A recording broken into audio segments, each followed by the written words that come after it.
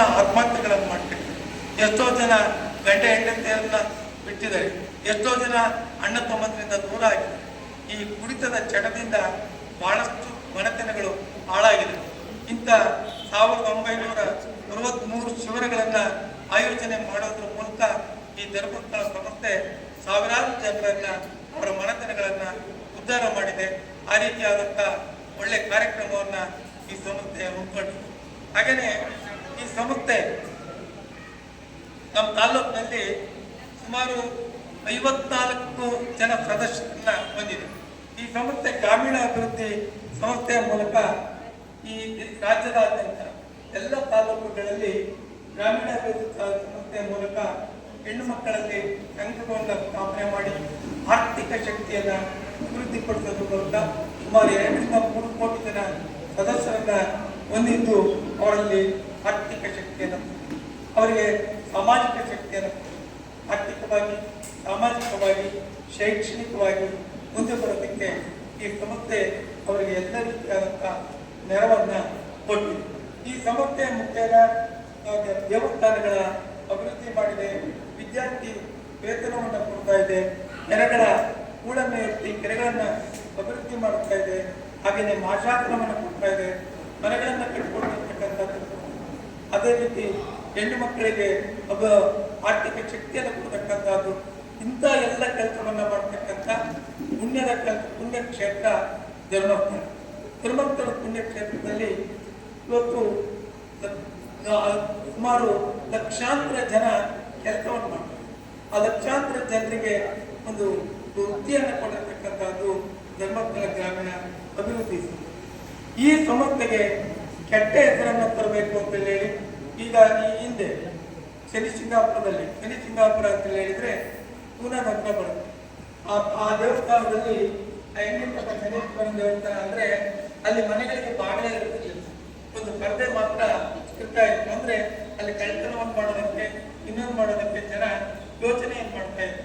ಅಂದ್ರೆ ಅಲ್ಲಿ ಕಳ್ತನವೇ ಆಗ್ತಾ ಇಲ್ಲ. ಇವನ್ ಬ್ಯಾಂಕ್ಗಳಿಗೂ ಸಹ ಅಲ್ಲಿ ಪರದೆಗಳನ್ನು ಬಿಡ್ತಾ ಇದ್ರು, ಬಾಗಿಲು ಕಿಟಕಿಗಳು ಮಾತ್ರ ಇರ್ತಾ ಇದ್ರು. ಅಂತ ದೇವಸ್ಥಾನಕ್ಕೂ ಕೆಟ್ಟ ಹೆಸರಂತರದಕ್ಕೆ ಇವತ್ತೇನು ಧರ್ಮಸ್ಥಳ ಸಂಸ್ಥೆಯ ಮೇಲೆ ಆಪಾದನೆಯನ್ನು ಮಾಡ್ತಾ ಇದ್ದಾರೆ. ಆ ರೀತಿಯಲ್ಲಿ ಶನಿ ಸಿಂಗಾಪುರದಲ್ಲಿ ಮಾಡಿದ್ದಾರೆ. ಅದೇ ಲಕ್ಷಾಂತರ ಜನ, ಕೋಟ್ಯಾಂತರ ಜನ ಹೋಗ್ತಕ್ಕಂಥ ಅಯ್ಯಪ್ಪ ಸ್ವಾಮಿ ದೇವಸ್ಥಾನಕ್ಕೆ ಕೆಟ್ಟ ಹೆಸರನ್ನ ತರಲಿಕ್ಕೆ ಪ್ರಯತ್ನ ಮಾಡಿದ್ರು. ಹಾಗೆಯೇ ಬಹಳ ಜನ ಆರಾಧ್ಯ ದೈವವಾದಂಥ ತಿರುಪತಿ ತಿಮ್ಮಪ್ಪನ ದೇವಸ್ಥಾನಕ್ಕೆ ಕೆಟ್ಟ ಹೆಸರನ್ನು ತರಲಿಕ್ಕೆ ಪ್ರಯತ್ನ ಮಾಡಿದ್ರು. ಈಗ ಕೊನೆಗೆ ಧರ್ಮಸ್ಥಳದಲ್ಲಿ ಅದೊಂದು ಪುಣ್ಯಕ್ಷೇತ್ರ, ಧರ್ಮಕ್ಷೇತ್ರ. ಅಲ್ಲಿನೂ ಸಹ ನಾವೆಲ್ಲ ಚಿಕ್ಕ ಹುಡುಗಿದ್ದಾಗ ಏನೇ ಸಾಮಾನನ್ನ ಬಿಟ್ಟಾಕಿ ಹೋದ್ರು ಸಹ ಅದು ಯಾರು ಬಿಡ್ತಾರೆ. ಅಲ್ಲಿ ಇವತ್ತು ಅನ್ನ ಸಂತರ್ಪಣೆ, ಆ ಲಕ್ಷಾಂತರ ಜನರಿಗೆ ಅನ್ನ ಸಂತರ್ಪಣೆಯ ಪ್ರಾರಂಭ ಮಾಡಿದ್ದೇ ಧರ್ಮಸ್ಥಳ. ಅದನ್ನು ಅನುಸರಿಸಿ ಈಗ ತಿರುಪತಿ ಮತ್ತು ಬೇರೆ ಬೇರೆ ದೇವಸ್ಥಾನಗಳಲ್ಲಿ ಅನ್ನ ಸಂತರ್ಪಣೆ ಕಾರ್ಯಕ್ರಮವನ್ನ ಹಮ್ಮಿಕೊಳ್ತಾ ಇದ್ದಾರೆ. ಅಂದ್ರೆ ಧರ್ಮಸ್ಥಳ ಎಲ್ಲದಕ್ಕೂ ಒಳ್ಳೆಯ ಕೆಲಸವನ್ನು ಮಾಡಿ ಪ್ರಾರಂಭವನ್ನ ಮಾಡಿರ್ತಕ್ಕಂಥ ಆ ಧರ್ಮಸ್ಥಳಕ್ಕೆ ಅದೊಂದು ದೈವ ಕ್ಷೇತ್ರ. ಮಂಜುನಾಥ ಸ್ವಾಮಿ ಪರಮೇಶ್ವರ ಅಲ್ಲಿ ಉದ್ಭವ ಅಲ್ಲೇ ಇತ್ತು. ಜನರಿಗೆ ಬೇಡಿದ ಕಷ್ಟಗಳಿಗೆ ಅವನು ಆಶೀರ್ವಾದವನ್ನು ಮಾಡಿ ಎಲ್ಲ ಕಷ್ಟ ಕಾರ್ಪಣ್ಯಗಳನ್ನ ಬೆಳೆತಕ್ಕಂಥ ಆ ಪರಶಿವನಿಗೆ ಪುಣ್ಯಕ್ಷೇತ್ರಕ್ಕೆ ಕೆಟ್ಟ ಹೆಸರು ತರೋದಕ್ಕೆ ಕೆಲವು ದುಷ್ಟ ಶಕ್ತಿಗಳು ಇವತ್ತು ಪ್ರಯತ್ನವನ್ನು ಮಾಡ್ತಾರೆ. ಇವತ್ತು ಎಷ್ಟು 13 ಇದನ್ನ ತೋರಿಸ್ತಕ್ಕಂಥ ಜಾಗಗಳು ಎಲ್ಲಿ ಏನು ಸಿಗಲಿಲ್ಲ. ಈಗ ಉದಾಹರಣೆಗೆ ಒಂದು ಬಂಗಾರ ಇರುತ್ತೆ, ಆ ಬಂಗಾರ ಹುಟ್ಟಿದಷ್ಟು ಅದಕ್ಕೆ ಒಳಪು ಜಾಸ್ತಿ ಬರುತ್ತೆ, ವಜ್ರ ಅದಕ್ಕೆ ಕಾಣೆ ಹಿಡಿದಷ್ಟು ವಜ್ರಕ್ಕೆ ಒಳಪು ಬರುತ್ತೆ. ಹಾಗೆ ಧರ್ಮಸ್ಥಳ ಕ್ಷೇತ್ರ ಈ ಒಂದು ಆಪಾದನೆಯಿಂದ ಹೊರಬರುತ್ತೆ ಅನ್ನೋದಕ್ಕೆ ಇದೇ ಒಂದು ಸಾಕ್ಷಿ. ಯಾಕೆಂದ್ರೆ ಯಾವುದೇ ಆಗಲಿ ಸಿಗಲಿಲ್ಲ ಅಂದ್ರೆ ನೂರಾರು ಅವನು ಸಿಗಲಿ ಅಂತ ಹೇಳಿದ್ರೆ ಇಷ್ಟು ದನ ಕಾಯ್ತಿದ್ದ ಅವನು. ಈಗ 10 ವರ್ಷದಿಂದ ಹೇಳಕ್ಕಿಂತ ಅವನು ಏನೇನು ಮಾಡ್ತಿದ್ದ, ಅವನು ಶವಗಳನ್ನ ಕೂತಿಟ್ಟಿದ್ರೆ ದೇವಸ್ಥಾನದವರು ಅಂತ ಹೇಳಿ ದೇವಸ್ಥಾನದ ಸಮಿತಿಯವರ ಮೇಲೆ ಕೆಟ್ಟ ಹೆಸರನ್ನು ತರೋದಕ್ಕೆ ಕೆಲವು ಸಮಾಜಘಾತಕ ಶಕ್ತಿಗಳು ಈ ರೀತಿಯಾದಂಥ ಷಡ್ಯಂತ್ರವನ್ನ ರೂಪಿಸಿ ಧರ್ಮಸ್ಥಳಕ್ಕೆ ಕೆಟ್ಟತಕ್ಕಂಥ ಕೆಲಸ ಮಾಡ್ತಾ ಇದ್ದಾರೆ. ಅದನ್ನ ಇನ್ನೂ ಸ್ವಲ್ಪ ನೋಡಿ ಈ ರಾಜ್ಯದ ಎಲ್ಲ ಜನತೆ ಈಗಾಗಲೇ ಎಲ್ಲ ಕಡೆ ಸಭೆ ಸಮಾರಂಭಗಳು ಪ್ರತಿಭಟನೆಗಳು ಪ್ರಾರಂಭ ಆಗಿದ್ದಾವೆ.